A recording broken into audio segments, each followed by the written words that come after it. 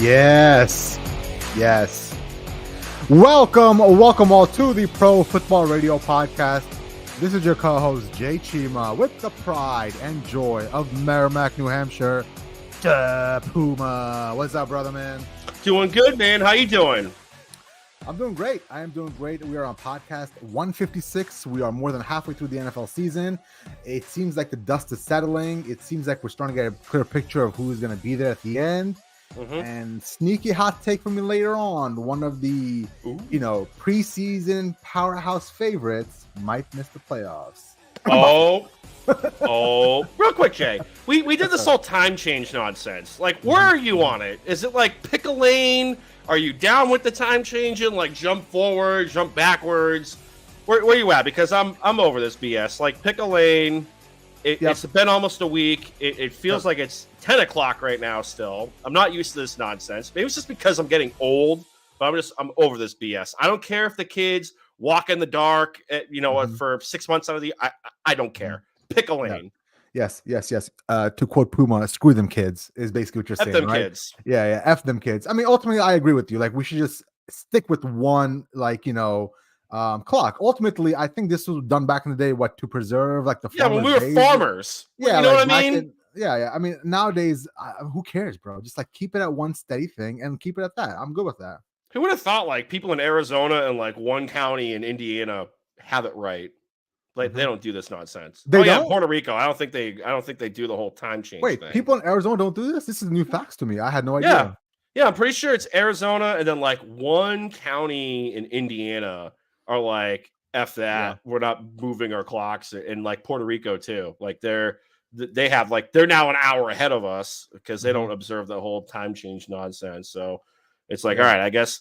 The trade-off is I can move to Puerto Rico and not have income tax. I just can't vote in a presidential election. That's kind of the kicker is I don't have to move the clock. All right, pack the bags, hon. We're moving down to San Juan. Cherry on top. Packing the bags right now, right? Pack the bags right now. I'm not moving the clocks anymore.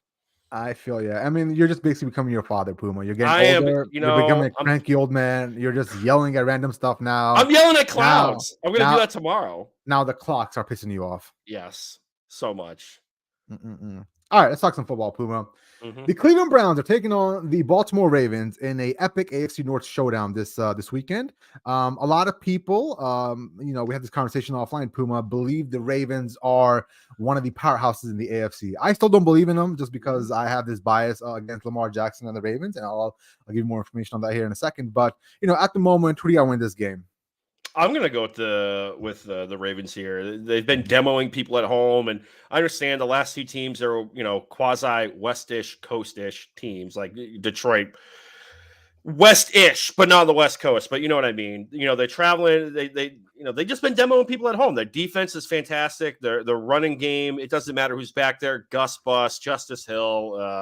That I think is Williams.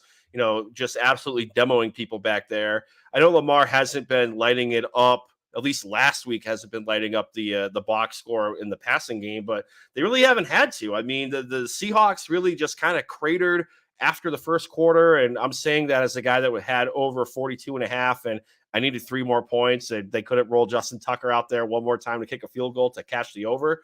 But I have the Ravens here. The Jedrick Wills for Cleveland. He's going to be out the rest of the year with the. I think he broke his leg and didn't look that great when it happened live. And now Newsome and Mitchell, the cornerbacks for Cleveland, they're potentially going to miss this game. Who knows what Deshaun Watson's shoulder is going to do between now and Saturday? Look at that. They're facing a top 5-ish defense in Baltimore. Is he going to be good enough to play this weekend? Who knows? I mean, one of my best bets is Baltimore minus 6.5. I'm gonna lay the 6.5 with Baltimore. I think there's gonna be a repeat of what happened week 3 when they faced off against Cleveland with Dorian Thompson-Robinson back there. I think it could get ugly, or in the words of Yogi Berra, it's getting It's getting late early. I think that could happen. So give me Baltimore. I think they roll at home. Yeah.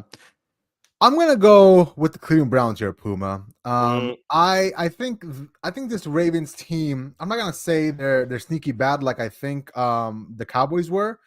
I think this team just hasn't been tested enough. Now, sure, the last 2 out of 3 last weeks they've played against some good teams like the Seahawks, and then obviously they beat the Detroit Lions. They actually demoed the Detroit Lions a couple weeks before that. But other than that, Puma, like who have they really beaten? Right? They've beaten a Houston Texans team week 1, new rookie quarterback. You had the Ravens week 2. I'm sorry, you had the Bengals week 2 with Joe Burrow hurt. I mean, you had the Colts after that. The Browns without Deshaun Watson, the Steelers, the dumpster fire there on. They actually lost to the Steelers. They beat the Titans. I just feel like this team hasn't been tested the way I would like for them to be tested. Like they're tested in the sense that they can beat some good teams here and there. And I think, ultimately this week they're gonna have a uphill battle against a really good defense. Like, I mean, this defense I think still is elite. I think it's the best defense in the NFL with the Cleveland Browns. So, I just feel like this offense for the Ravens, I get it. The numbers look good. I get it. Most people believe that they're a good football team. I just for some reason can't get past the fact that this team isn't going to make a deep run in the playoffs. And when I know a team can't make a deep run in the playoffs, I believe there's a chance that they can get beat by any team on a weekly basis. Now, this isn't Chiefs, right? This isn't the Cincinnati Bengals when they're healthy, or the Chiefs when they're rolling, the Patriots from the olden days. Week in and week out, they're going to roll. That is why I'm not buying the Ravens just yet. I might change my tune if I see them continue to demo people like this. Like if they beat the Cleveland Browns and the best defense, like they did with the Detroit Lions or the Seahawks, then yeah, maybe I'll consider it. But I don't know, man. I see that offense, and that's a question I want to ask you. Like, what's your thoughts on that Ravens offense this year? Like, do you think they've accomplished what they wanted to accomplish? Do you think they've taken that next step from being just a okay offense to being an elite offense? I think that's still work in progress. I mean, last week, if you look at the box score, I don't even think I don't even think he eclipsed 200 passing yards. But but at the same token, like he didn't really have to throw the ball last week. So, I think here it's a division game. It's going to be a rivalry game. You already have people on the defensive line, Myles Garrett, talking a little smack about how, yeah, Lamar's it, but like I'll take Joe Burrow right now. So like maybe there's like a little angle to it. Not really, but at the same time, like what would Baltimore be right now if they didn't pay Lamar Jackson? Because I mean, right now, to me, he's earning every penny of that contract that he just signed on in the offseason. So I think has he though? Puma, he scored 9 touchdowns this year. Like his QBR is 62. Like it's like a 12th in the. It's still. He's still like buoyed by the run game, though. Like that's the thing. Is like if the aerial attack's not going to be there, and I think Zay Flowers is going to take another step forward this week, especially if those corners for Cleveland are going to miss. But like the problem is you look at that receiver core, and you have Rashad Bateman, who's okay, and then you have Zay, who's a star in the making, in my opinion. I think you would agree too. You wanted New England to take that kid in a cocaine heartbeat, but then you look at Odell, who the week before was having a little bit of a mini tantrum on the sideline, and now all of a sudden it looks like they're trying to force feed targets to him. Yeah. So that's not going to help the cause either. I still think there's room for improvement in this passing game. Obviously, I don't think we've really scratched the surface in this Monken offensive scheme that they want to run out there, but I think it's better than what Greg Roman was putting out there last year for sure. So I still think there's upside to this. I'm not writing Lamar off just yet. I think if he has a big game this week against Cleveland, it's going to solidify him more in the MVP conversation, only because, I mean, Mahomes really looked pedestrian at times in Germany. And I know there's a lot to unpack about that Dolphins game, that the Dolphins lost that more than the Chiefs actually won that game, in my opinion. And what Mahomes, you can say what you want about the receiving core for the Chiefs. Mahomes really hasn't done a whole lot this year. And I think Lamar, if he takes a step forward in this game, is going to put a little bit more distance between him and the rest of the field in the MVP talks. I just have a problem with, looking at his yards per game, Puma, besides that Detroit game, let's take that Detroit game out of it, because when you win 38-6 in the NFL, it's not just you're doing, it's the other team completely collapsing, right? So let's go ahead and take that out, just because I believe he was basically thrown against a high school defense that day. Like I get it, the professional athletes, but that Lions defense did not show up, right? If we take that out, Puma, the rest of his yards, like I'll start from week 1, 169, 237, 202, 186, 236, 223, that big game against the Detroit Lions, 357, 157, 187. Like it's hovering at 200, 180, 225. Like in today's NFL, Puma, you wake up and you get 250, 270 yards in the NFL. That's just what the NFL is set up for this year, right? In this era. I just find it hard for me to swallow that his yard total and his output in total is so low. Like, I get it. At the end of the day, you can make the numbers look great because, yes, in that situation, his quarterback rating was wonderful because he only threw 157 yards, but he threw it in the right times, blah, blah. I get all that. I just have a problem when you're going to have to go up against some of these higher powered offenses in the playoffs. I think you're going to have issues then. Right. But the defense here has been elite this season as well, too. Like, that's honestly, and this is what we were talking about offline, too, with our boy Freddie, is the defense and the run game is going to anchor this team. Like, and Lamar is going to make the big plays when he needs it. And in this day and age, it's going to be a highlight reel on the NFL Instagram page for eons to come. And I think that's what's going to solidify people's minds. And, oh, man, like, Lamar's back and he's better and everything. And look at that. They got rid of Greg Roman. Like, that's what people are going to see is the occasional bomb down the field and Lamar scrambling for 65 yards and 2 touchdowns. Okay, I got it. We'll see what happens with that. All right. Let's move on to a game that nobody circled before the season started. Nobody wanted to watch this Texans versus Bengals game. But rookie CJ Stroud is, in my opinion, has already solidified the Offensive Rookie of the Year award this past weekend, especially with this 5-touchdown performance, 470 yards. Nobody saw that coming. Traveling to Cincinnati, back to his home state of Ohio, where he played at the Ohio State University to take on Joe Burrow and the Cincinnati Bengals. Bengals, obviously, they had a rough go of it to start the season, but they're rounding into form. I believe they're the best team in the AFC. I'll take them over the Chiefs. At the moment, they are just absolutely steamrolling. Who you got to win this game, bro?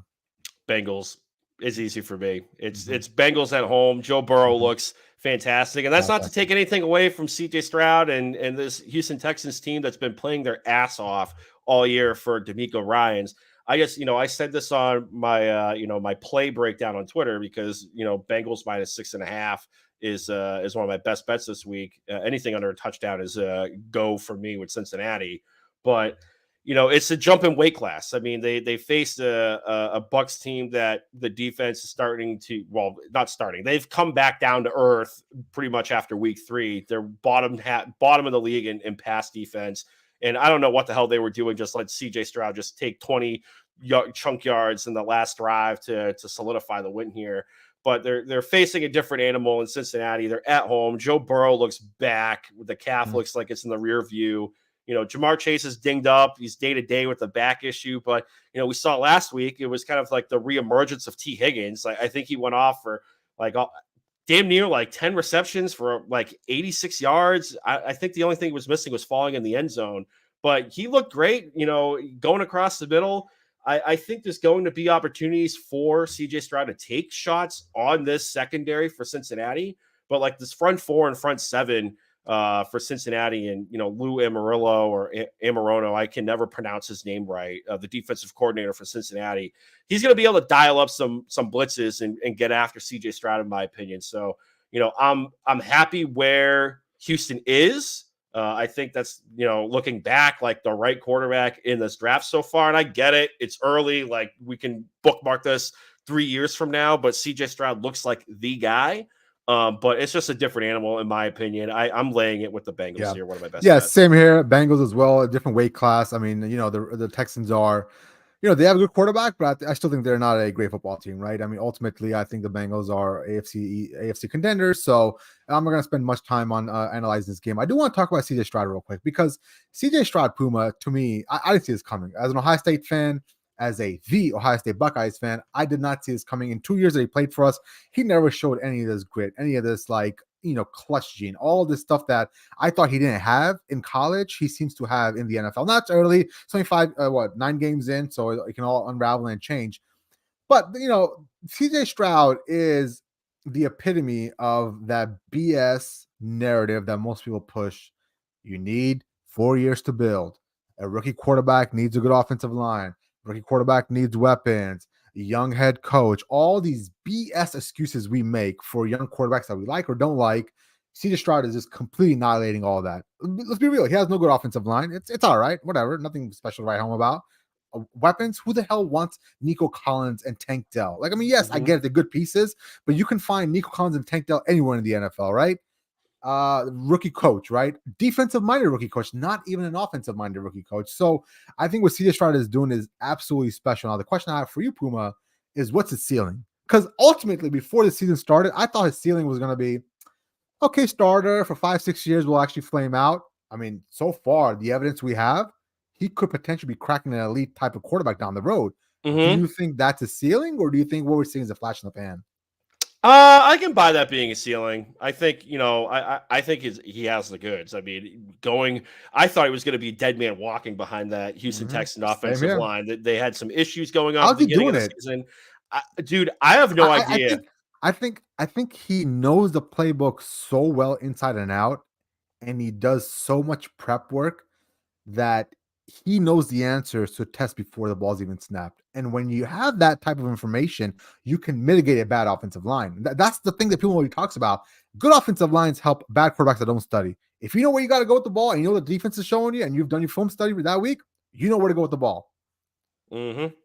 But no, I can buy it. I think he's going to be the next man up in this this quarterback driven league here. I'm excited for what's to come for him. And it's kind of funny, like looking back, like all the draft analysts, like some people had him as like the third quarterback taken off the board. Like some people had Anthony Richardson as the number one person. And you kind of look at it, it's like he's kind of like the last man standing right now. Like Anthony Richardson with the shoulder injury, the concussion earlier on in the year, and who knows what the hell's going on in Carolina with Bryce Young. I'm personally not ready to stick a fork in that guy yet. I mean, there's a reason why the Panthers were picking in the top 10 anyways before they traded up. But I never thought I'd say this. Like CJ Stroud is really bucking the trend of like the Ohio State quarterback narrative. He is. So yeah. let's go. I'm here for it. It's great. It's kind of like about time if you think about it too.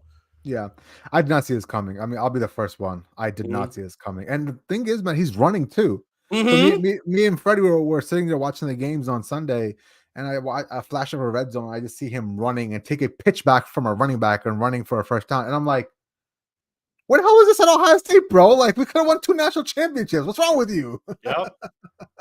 So is that more of like, not to turn this segment into like a college football section, but like, is that more of an indictment on what Ryan Day was trying to do? Yeah. I mean, you saw Ohio State has a bad tendency to mismanage talent, right? I mean, we saw with Joe Burrow, right? We didn't get the full extent of his abilities out of him, right? We were trying to mold him into the Ohio State spread shotgun offense, when in reality, he was probably more geared towards a pro style offense. And now we're seeing with CJ Stroud, it seems like he's more geared toward a pro style offense, and that Ohio State offense, it's a unique offense. It's an offense that, just a small, nuance of that offense is the center has a lot of control over protection and where the blitz is coming from and blah, blah, sliding protection left and right. It's not on the quarterback. A lot of times because that doesn't, our coaching staff thinks the quarterbacks can't handle that. And that's what has issues down the line in the NFL. That's why Justin Fields can't see when a blitz is coming from the side, right? He doesn't know. He doesn't have the experience. He doesn't have that experience in the past to know where, how to slide protection. So, with these two guys, I mean, I don't know what it was, Joe Burrow, CJ Stroud. I mean, those guys look great in pro style offenses. And maybe this is a nod. And this is something I was thinking about today, the other day. Ohio State for the first time in many years is playing a different brand of football. I mean, they realized, they couldn't win with the CJ Stroud spread them out shotgun, Justin Fields spread them out shotgun, like throw the ball all over the yard, score 56 points a game, and then get demolished by a really good team, right? That's the type of like offense we had last 2 or 3 years. This is completely opposite. This is a early 2000s Jim Tressel era type of Ohio State team. Play good defense, lined up under center, run the ball, almost like a pro style offense. And I wonder if Ryan Day will take the next step and find a elite quarterback to run that pro style offense. We might see a shift in his philosophy the next couple of years, because imagine if we had a Joe Burrow on this team running that pro style offense, bro, it'd be nuts. It'd be absolutely nuts. That's assuming he survives if they don't win the game. Oh, if Ryan Day does not win the game, he gone. I mean, let's be honest, Jay. Like, looking at the Ohio State team now, and like Rutgers was leading at halftime, and like they settled for a lot of like it was almost like it is Rutgers taking a dive here, because like they could have gone up like 2 scores in the third quarter. Like, are they going to win in the big house? I was scared for a while, dude. I was scared. Like at halftime, I was like, bro, we gotta fire this dude. We gotta fire Ryan Day. But like, are Yeah, they gonna like the Michigan has yet to be in a first and goal? The I defense, I know. should say. Like, Yeah, I know. I know. yikes! I mean, let's be real. Who's Michigan played this year though? Like This is absolutely true. I mean, the nobody. big Like test is gonna be Penn absolutely. State this weekend, right? So Yep, yep. I wouldn't be shocked if Penn State won that game. when Wouldn't be shocked. I don't know, man. I saw enough of Drew Uh Aller. Like oh, I I trust me. They're gonna bounce back, dude. Just trust me. Happy Valley. I've been in that building, Puma. That's a tough place to play. I 110,000 people coming down on you in the whiteout. Like it's loud in there, bro. You can't think. This is gonna be a true test for Michigan, bro. mm, It's gonna be a I don't fun know. game. I can't wait to watch that. You watching that game? That's the night game, right? I'll have that up at work. I'll pull it up on the laptop here. It's the big nooner kickoff. Oh shit! Well, I'll watch it while I'm at work, and hopefully the sky's not falling. Let's talk about a interesting team here. The Buffalo. I'm sorry, the Denver Broncos taking on the Buffalo Bills, and this segment slash conversation is going to be more geared towards the Buffalo Bills than the Denver Broncos. I know you have a crazy theory that the Broncos could potentially win this game, right? You're feeling froggy. I'm going to raise your crazy level and take it one step further and say the Buffalo Bills might miss the playoffs. Like they might miss the playoffs, Puma. Like I'm watching this team the other day against the Bengals, and they're not even competitive. I know the final score is 18-24, and they scored a late touchdown and blah blah whatever, right? They kept it within 6. That team was outclassed from the jump, and now this is happening over and over again. Like people have this idea of the Buffalo Bills of what they saw in that Chiefs game a couple of years ago with a shootout, and they've been holding on to it. And I think that was a mirage. I think that was the exception, not the rule, because now the rule is we have so much more data that this Buffalo Bills team isn't good. I'm sorry, it is not a Super Bowl contending team. It is a team that rides the tails of Josh Allen's performances. Whether it's a good day or a bad day, that's what you're going to be with the Buffalo Bills that day. And it's sad to me because I truly believe Josh Allen, with some proper mentoring, with what they I don't know, maybe a better coach, I don't know, I think he could harness that amazing talent and become this elite quarterback on a consistent basis. But at the moment, bro, this team, the Buffalo Bills, like I'm not buying into them, bro. Like there's something wrong there. I mean, they've already gotten 4 losses through 9 weeks. They had 3 all of last year, and who knows? And the schedule is not getting easier, Puma. The schedule is getting harder. Have you seen what the rest of the schedule is for the Buffalo Bills? Now let's pull it up. What do you got? It is brutal, bro. They got the Broncos, they got the Jets, who they lost to. They've got the Eagles, they've got the Chiefs, they got the Cowboys, they got the Chargers, and then finally they've got the Patriots, who they lost to, and then they got the Miami Dolphins down in South Beach. Like, dude, that's a tough schedule for the rest of the way. Mm-hmm. I can buy it. Jay, like we've been talking, I buried Josh Allen a little bit after week 1, after that fiasco at the Meadowlands. You've been banging this drum. I'm starting to buy it more. Like after 13 seconds in Kansas City, like that was kind of like the high water mark of this championship, caliber team. Like that was the window closing right there. Like if they weren't going to slay Goliath at Arrowhead, like it just wasn't going to happen. And I'm starting to come around to it. And I understand like the low hanging fruit is, all right, well, they don't have a run game. Okay, fine. Well, they didn't have a fucking run game either when Brian Daboll was over there. Maybe they had a little bit more of a semblance of a run game, but he's gone and he's been a punching bag down in with the Giants for, various reasons, some of it well-deserved in my opinion. But now you have like Ken Dorsey. You still have the problem if they can't run the football outside of Josh Allen. That defense, I'm going to give them a little bit of a pass, is Matt Milano's on injured reserve. He broke his leg. Injuries happen in the NFL. I get that, but that's a massive part of the defense, and this defense is also thin. Like that's why they had those issues against New England. Is the middle part of the field, the linebacking core is not there anymore. Like Milano was gone, the depth went out the window with them too, and that left the middle of the field open. That's how T. Higgins was able to get most of his yardage on Sunday night, was across the middle of the field as well too. Like this defense, Taron Johnson locked down Jamar Chase for the majority of that game. Got bailed out because Jamar Chase almost broke his back trying to catch a football. But outside of that, like this defense has been lackluster. Leslie Frazier was kind of the sacrificial lamb and was left out the building. Sean McDermott wants to try to run the football. Like that's the reason why he was kind of trying to bring the football back to like the 1950s, trying to establish the run more, but he can't do that. And nothing against James Cook, but he's not that guy.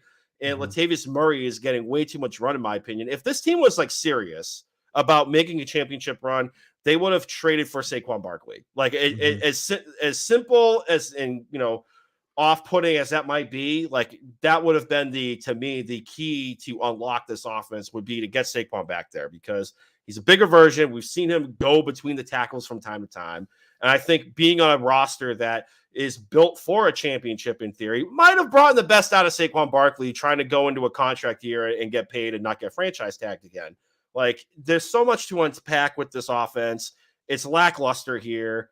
That's why I'm froggy enough to not just take the Broncos plus 7.5. I think at plus 320 on the money line is worth a sprinkle, in my opinion, because what have you seen from this team that inspires any confidence, even of them winning at home? Nothing. I mean, honestly, like I think for me, the red flags went up just week one, right? When you lose to the Jets week one, it's alarming. But like as the year has gone on, like yes, they beat the one good game they had was against the Miami Dolphins, right? And truly, other than that, like yes, they beat up on crap teams like the Raiders and the Commanders at that point. I get that. But like they're barely squeaking out wins against the Giants, and they're losing to the Patriots. Like even that Buccaneers game on Thursday Night Football, they were trying to lose that at the end as well, right? So I think there's a lot more wrong here, and I think it's time. I think it's time that Sean McDermott hits the road. I don't care if they make a deep playoff run. I don't care if they win one and advance to the second round.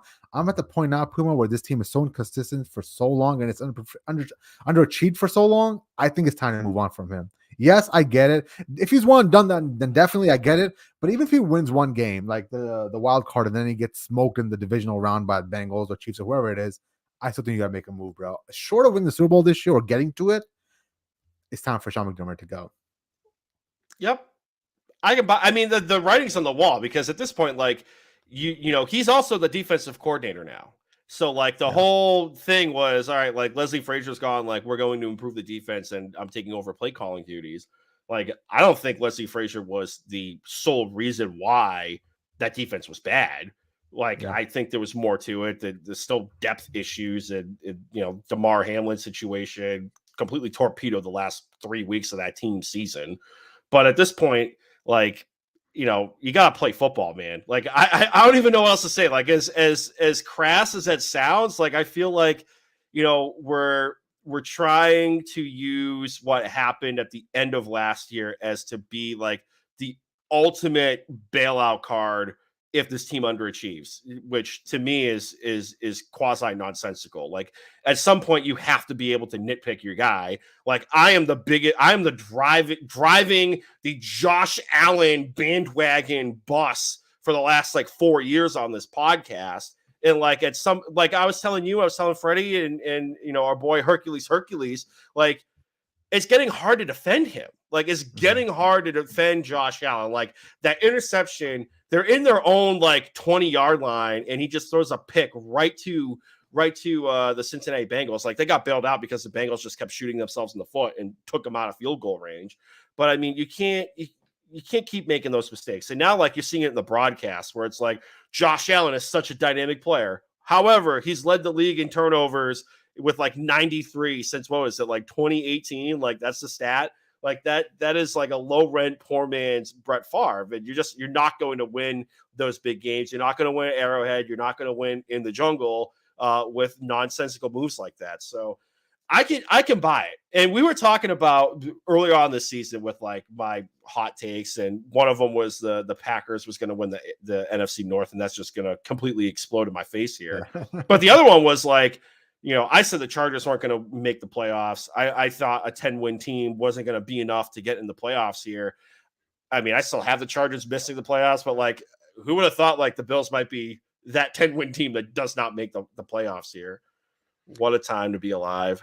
Yeah, and one last point on Sean McDermott, and I don't know where I heard this, maybe like one of the morning shows, Good Morning Football, or might have been radio in Boston or whatever. But the point being, if you watch Sean McDermott's press conferences, you can tell he's detached from the offense. Mm-hmm. He's sometimes fishing for answers, and the answers aren't what you expect. And a lot of people have essentially equated that to he's a defensive minded coach who's calling the play calling duties now, right? So he's heavily invested in the defense, right? So it behooves us to make that next leap and say why he's so focused on the defense. There's a good chance the offense is slipping under his purview. He's not spending enough time in those offensive meetings, and that's why he's so far removed and looks so lost in some of those conversations he has about the offense. So, now we're saying that he ultimately go ahead. No, finish your thought. I'll jump in. Now we're saying he ultimately can only manage one side of the football field, then he shouldn't be a head coach. He should be a defensive coordinator. The other thing I was thinking about too just now is, when Brian Daboll was the offensive coordinator, was he in the booth or was he on the sideline? I think he was upstairs. I thought he was on the sideline a little bit more. So Let's Google it. so you get it. Like the point that I'm getting at is, Daboll, for all of his shortcomings that's going on with the Giants right now, like, at least like he's a hard coach. He would coach people hard. I think he would give Josh Allen some really deep and honest feedback if he made a bonehead play. You have Ken Dorsey upstairs. Like he's not on the sideline. Like the only interaction that they're going to have is through a headset type of deal. So that might be a thing too. Like I'm not trying to bail out Josh Allen. He's been bad. But when to me, the coaching is quasi hands offish with Ken Dorsey, and we're just going to try to ride Josh Allen and hope to God he doesn't come up, in a pile of dudes, just broken in half. Like, that's kind of an off-putting way to protect your franchise quarterback here. So I think there might be something to the Ken Dorsey effect here too. Like obviously this offense took a step back with from Daboll to Dorsey, but I mean it's almost like we've seen Josh Allen regress in front of our eyes during that time frame too. Yeah. Well, we'll see how that pans out. All right, Puma. Let's move on to the segment sweeping the nation. Let's move on to the segment where you should take out your second mortgage and put it on the Puma bets. Mm-hmm. The segment where you should max out your credit cards, open up a new credit card, put it on the Puma bets. And bet responsibly. You can take out that line of credit instead of getting that boat, put on Puma bets responsibly. Bet irresponsibly. Yeah, irresponsibly. Okay. So last week we did all right in college, Jay. We went 6-1 on college. If you follow me on Twitter, at Brando_Puma, and then put in hashtag Puma bets, we did good on college. The NFL was a little ho hum ish on Sunday. Sunday we got bailed out with the Bengals money line and some Joe Burrow player props.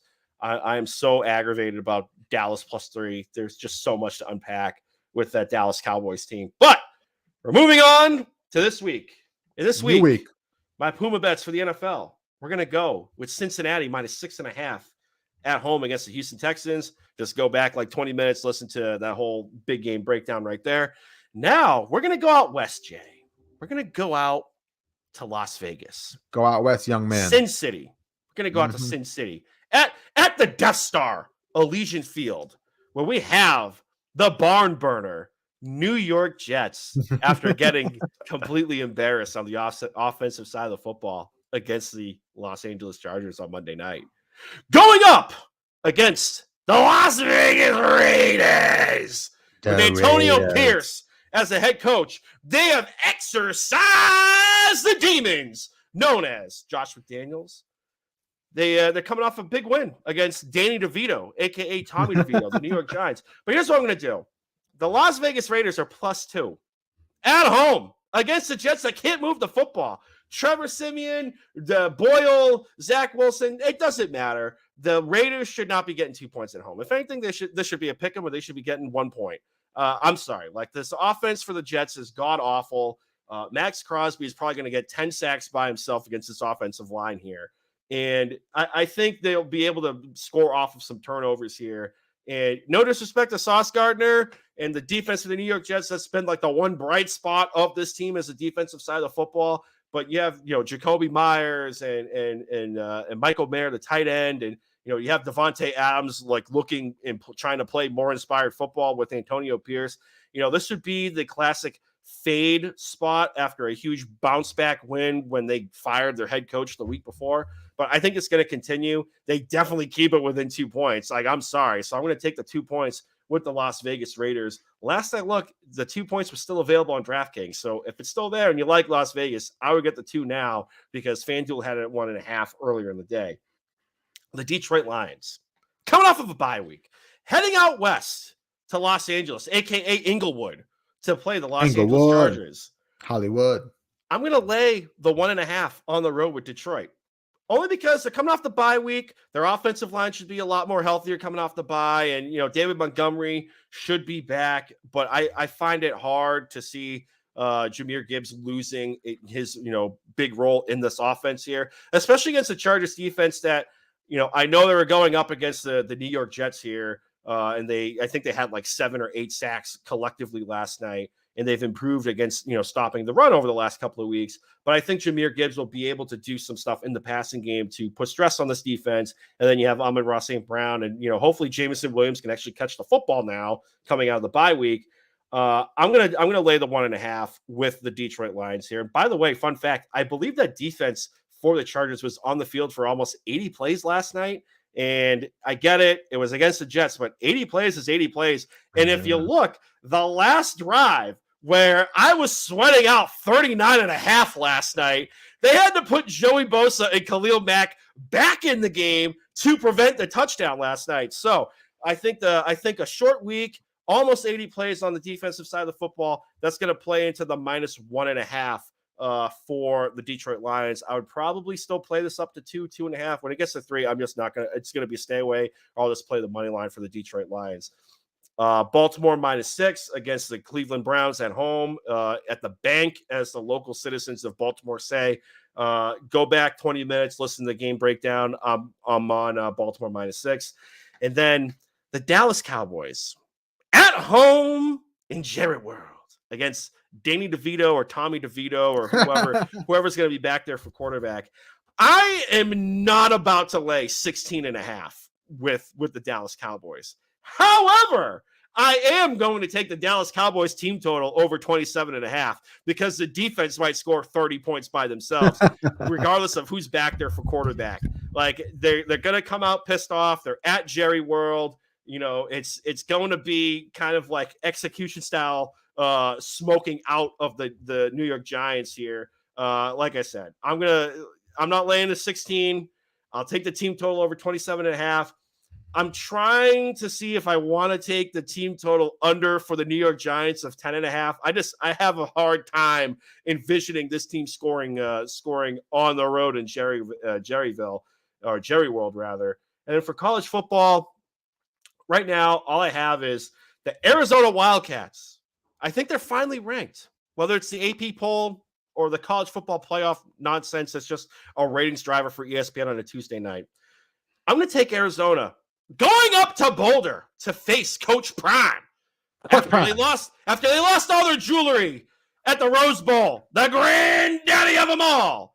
But I'm going to take the Arizona Wildcats -10.5 against Coach Prime and the Colorado Buffaloes. I mean, Noah Fafita has been a revelation per se at the quarterback position for the Arizona Wildcats. The defense has been playing fantastic, and I have no idea what's going on in Colorado. They changed the offensive coordinator from I forget the guy's name. He came from Kent State to be the offensive coordinator of Colorado. They changed that. They went to Pat Punt Shermer, and that offense just looked god awful last week. I think they finally eclipsed like 100 total yards on offense late in the third quarter last week. I'm going to lay the 10.5. The offensive line is going to get Shedeur killed. The defense is leaving a lot to be desired. I'm not saying this team might be on quit watch, but I think Arizona is going to roll in Boulder. And then right now, the only other college bet I have is Oklahoma State Cowboys going on the road to Orlando, to the bounce house, laying 2.5 points. I'm going to take the Cowboys laying 2.5 on the road at the bounce house against UCF. The running back for Oklahoma State, whose name is escaping me, I feel god awful that I'm forgetting his name, has been absolutely dynamite the last couple of weeks. They beat Oklahoma outright, and at times it didn't even really look that close for a couple of moments. I know Oklahoma tried to kick out a 3 in wrestling terms, but Oklahoma State was just too much. They ran the football down their throat. I think they're going to do the same against UCF. UCF is, I think, 107th in rush defense in the nation, and I think Oklahoma State's going to roll here. This is a classic letdown spot, but I think we'll be all right. I'm going to lay the 2.5 with the Cowboys. I got a betting question for you. I know you're the guru of betting on this podcast. You're the guru of betting in my life for the most part. So how many? So over under on Caleb Williams sobbing on the sideline. How many times? I know they're playing Oregon. They're on the road, right? They're going up to Autzen Stadium. Yeah. Oh God. Yeah. I think the spread's like 10.5, right? We got to talk about this. We have got to talk about Caleb Williams leaving the sideline, right? He's crying to his mom. Going to his stands. Okay. Crying with his mom like a little child. Not just shed a tear. Not just like, hey, I'm crying on the sideline by myself. He was sobbing in his mom's lap like a little child. I almost swore there. I cannot tell you how alarming that is for me. Like why? Puma, like, think about the intention there. Think about it for a second. How many times? Why couldn't he go to the locker room and cry? Why couldn't he cry? He's crying to his parents. He went to his parents in the stands. Puma, there's something there, bro. There's something there with that kid that I feel as if he is more about himself than he is about winning the game of football. I just get this vibe from him that he knew, Puma, in that moment. He knew in that moment when he was crying, when he was losing, that I'm going to switch the narrative. And this is how devious I think he is. He's like, I'm going to go cry into my mom's lap. And essentially it's shotgun everywhere. So now we're not talking about the fact that he's lost another game and, the USC Trojans are completely out of it. Now we're talking about, what a competitor. Oh my God, he cares about the game so much. I mean, you have H.O. saying like, we should just like mail in the rest of the year and just not go out and play. Here he is going toe to toe with Washington at the Coliseum. If it wasn't for, look at this, a defense that Lincoln Riley has that can't stop a runny nose completely blowing this game, there are chances for USC to actually win this game and potentially have a big win against a top 5 team in the country. And, Caleb Williams, his draft stock, I think it's still going to be high, but it would have just solidified that he puts a notch on his belt against Michael Penix Jr. Big 12 title was still within his reach here. I don't have a problem with him crying in the stands. I really don't. Who cares? Puma. And yes, imposing Chris. Chris just said it. What he's doing can't be real. It cannot be real. Puma, the man, they're calling it the Lambeau weep. All right, like that's the name for it. Like he decided he's not going to cry on the sideline. He's not even going to the locker room and cry. It's in the moment. Puma, it's a big game. He went to his mom. Okay, his mom was in the stands. So what? Jim Craig, when he wins the gold medal for his country in 1980's U.S. Olympic hockey team, and he's skating on the ice being like, where's my father? Where's my father? We're going to are you going to say something about that? Is that okay? Like, who cares? Who cares? It actually shows to me whether or not it's an act, whether or not it was real, knowing that the cameras are on there. People have done far worse. Deep down, do you think he's going to help out his own branding? Deep down, do you think it was intentional? Do you think he had good intentions, or do you think deep down he kind of knew he can switch the narrative with this? The way he was crying, you would have thought like somebody died. I think it was legit. Because he's looking there, and he's like, all right, if I have a big win here, like USC's the Pac-12 title hopes still alive. Somehow it would still be alive. And if they have a big win against a top 5 team in the country, maybe they have a puncher's chance at trying to make a playoff somehow. They need a lot of help, but maybe they had a puncher's chance of doing that. And for his own personal gain, maybe he has an outside chance of being a back-to-back Heisman winner. And he just saw all of that go down the drain because his defense let him down for the third week in a row. In the last 3 weeks, all he's heard about is how he should sit the rest of the season out because there's nothing left to play for. And everyone was trying to bury him for like, oh, well, if you do that, it just shows that you don't care. And here he is showing that he actually gives a damn about something, and people are burying him for it. Like, I never thought I would like defend Caleb Williams here, but here I am. This is the point that I'm trying to make, and imposing. And that's fine. And that's fine. People have done way worse for the publicity. Take a look at Taylor Swift. Here's what bugs me: the fact that last year he was calling out Max Duggan for crying. Remember that on Twitter? He went out there and he poked fun at Max Duggan for crying, and Max Duggan cried because he lost a national championship game, and he cried like a man. Okay, that was the Big 12 game. That was the Big 12 game against K-State. The Big 12 game, and he thought his season was over as well, and he shed a tear like a man, not in his mom's lap.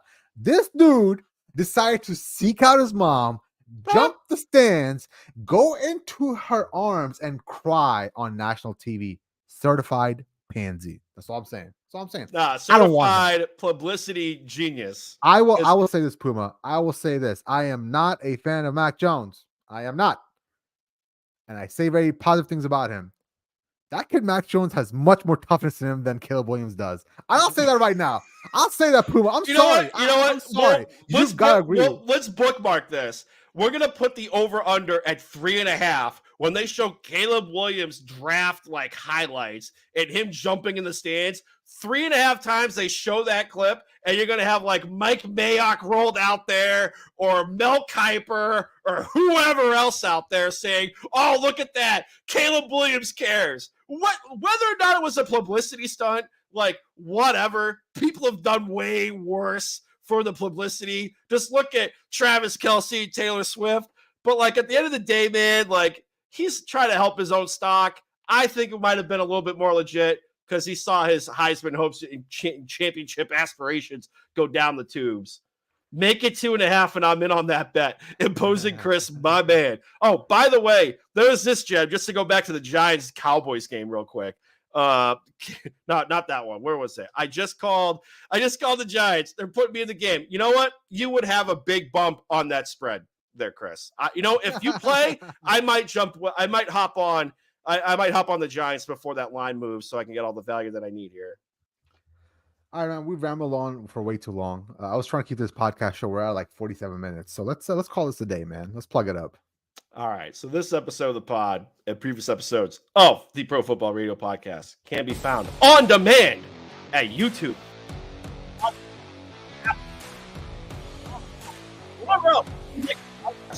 For YouTube, be sure to hit that subscribe button. Be sure to hit that like button on this video. Google Podcasts, be sure to leave a 5-star review. Apple Podcasts, be sure to leave a 5-star review. It helps with the algorithm somehow. Facebook, Instagram, Pro Football Radio Podcast, the Twitter machine at PFR Podcast. I'm at Brando_Puma, hashtag PumaBets on Twitter. And the captain of the ship, Jay Chima on the ones and the twos, is at Jay Chima on Twitter.